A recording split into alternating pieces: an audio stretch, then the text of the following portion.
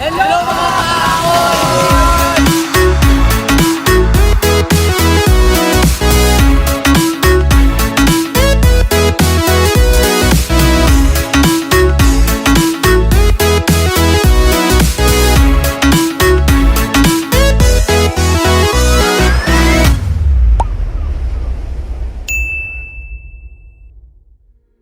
Hello guys, we are here to tackle about IMO conventions and its components. Greetings fellow maritime enthusiasts, welcome back to our vlog.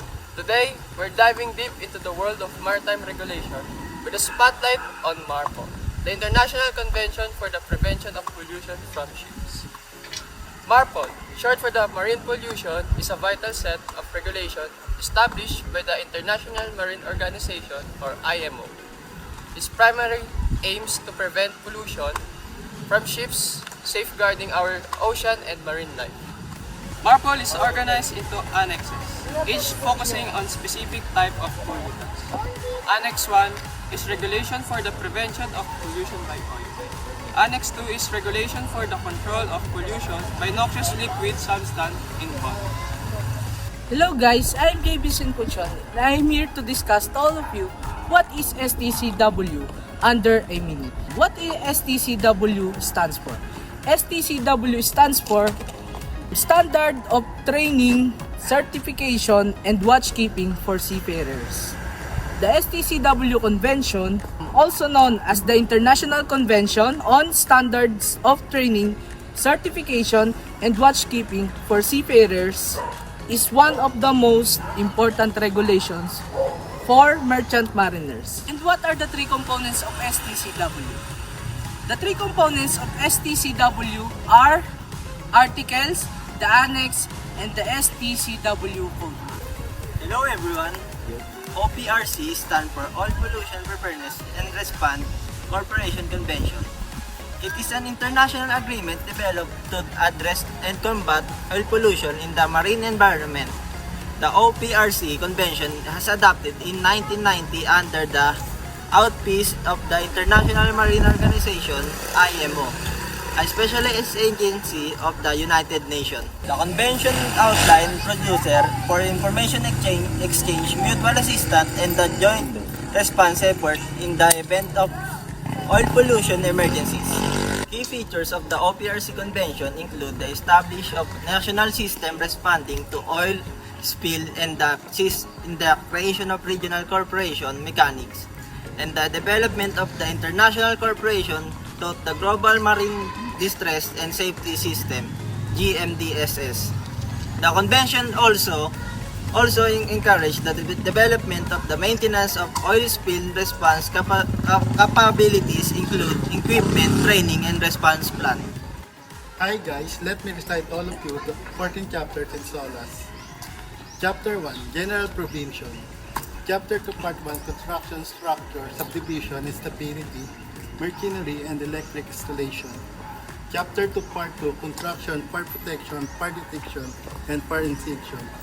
Chapter 3, Life-Saving Appliances and Arrangement. Chapter 4, Radio Communication. Chapter 5, Safety of Navigation.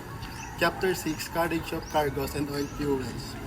Chapter 7, Carriage of Dangerous Goods. Chapter 8, Nuclear Ship. Chapter 9, Management for Safe Operation and Ship.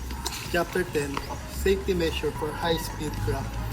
Chapter 11, Part 1, Special Measure to Enhance Maritime Safety. Chapter 11, Part 2, Special Measure and Enhanced Maritime Security. Chapter 13, Additional Safety Measure for Bulk Carrier. Chapter 14, Safety Measure for Ship Operating in Polar Waters. Container service charges, known as CIC or THC, are additional costs on the top of the sea freight charged by the shipping company for handling of containers at the container terminal before being loaded on board vessel.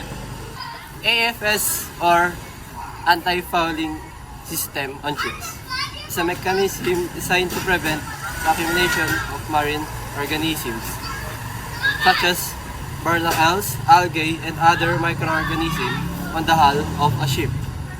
The growth of these organisms can lead to increased drug residues. To counteract this anti-fouling system, typically use special coatings or paints containing substance that deter or inhibit the attachment of marine life.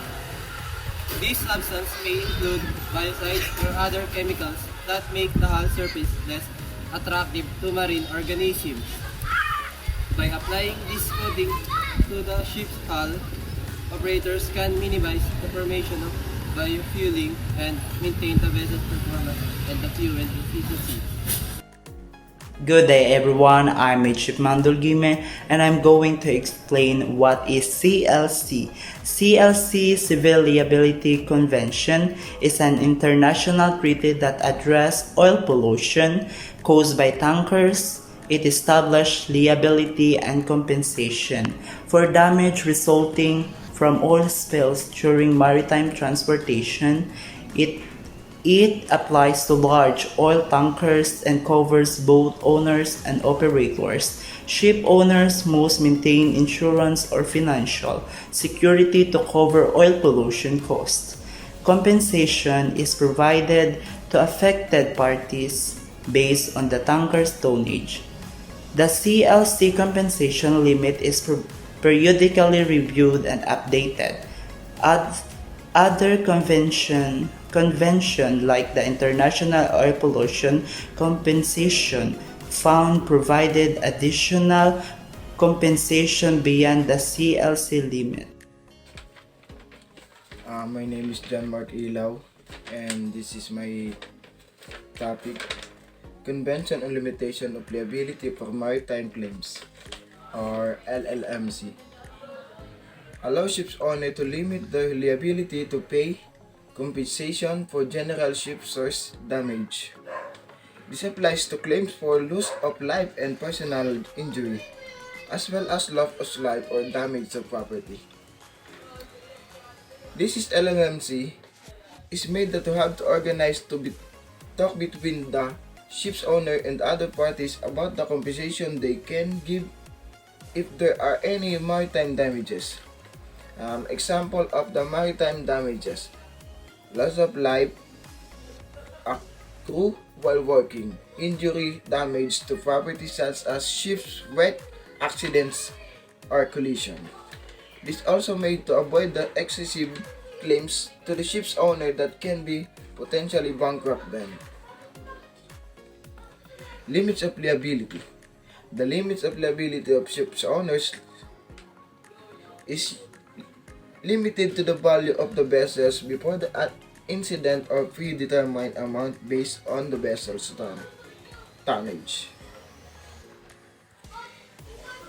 In respect of claim for lost life or personal injury, the limit of liability not exceeding 2,000 gross tonnage is 2 million SDR. And what is SDR? SDR, Special Drawing Rights, are supplementary foreign exchange reserves as is defined and maintained by International